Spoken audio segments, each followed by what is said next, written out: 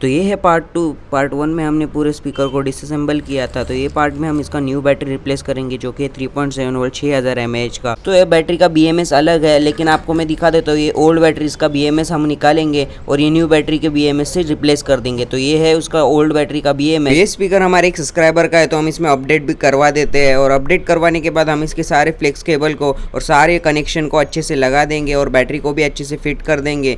Battery fit करने के बाद हम सबसे पहले इसको चार्जिंग पे लगाएंगे, तो ये प्रॉपरली वर्क कर रहा है, चार्जिंग भी स्टार्ट हो गया। तो चलो अभी इसे फिटिंग करते हैं और फिटिंग करने के बाद हम इसके सारे कवर्स को भी अच्छे से फिट कर देंगे, क्योंकि इसमें लॉक सिस्टम रहता है। जैसे कि हमने वेट मशीन को रिपेयर किया था वैसे ही टाइप का इसमें सिस्टम रहता है। इसको भी अच्छे से लगा देंगे और पावर ऑन करके इसको चेक करते हैं।